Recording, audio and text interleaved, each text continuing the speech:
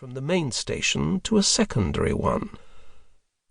And we were not met on the platform by Semyon Alexandrovich himself, as protocol, tradition, family connection, and, ultimately, simple respect for an elder brother should have required, but only by a member of the reception committee, a minister of the imperial court, who, incidentally, immediately departed for the Nikolai I station to receive the Prince of Prussia.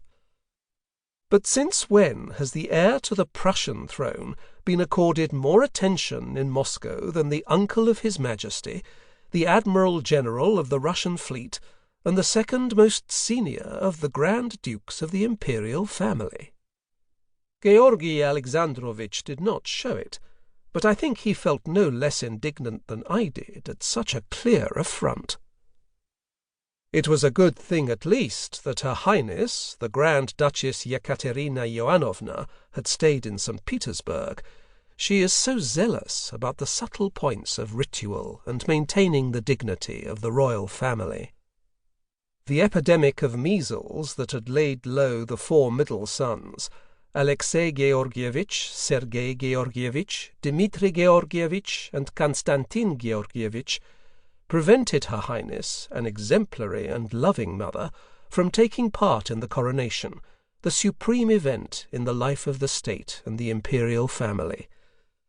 There were, it is true, venomous tongues, who claimed that Her Highness's absence at the celebrations in Moscow was to be explained less by maternal love than by a reluctance to play the part of a mere extra at the triumph of the young Tsarina.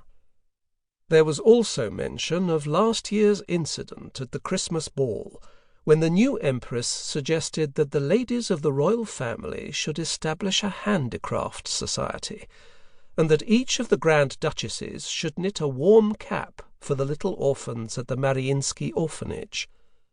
Perhaps Yekaterina Ioannovna's reaction to this proposal was a little too severe.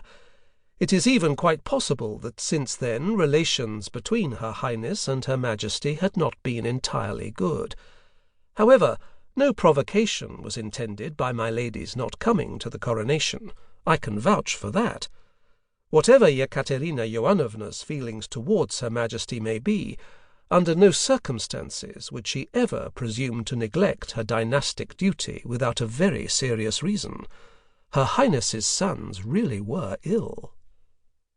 That was sad, of course, but, as the common people say, every cloud has a silver lining, for the entire Grand Ducal Court remained behind in St. Petersburg with her, which significantly simplified the highly complex task facing me in connection with the temporary removal to the old capital. The court ladies were very upset that they would not see the festivities in Moscow, and expressed their discontent, naturally without transgressing the bounds of etiquette, but Yekaterina Ioannovna remained adamant. According to ceremonial procedure, a lesser court must remain where the majority of the members of the Grand Ducal family are located, and the majority of the Georgieviches, as our branch of the imperial house is unofficially known, had stayed in St. Petersburg.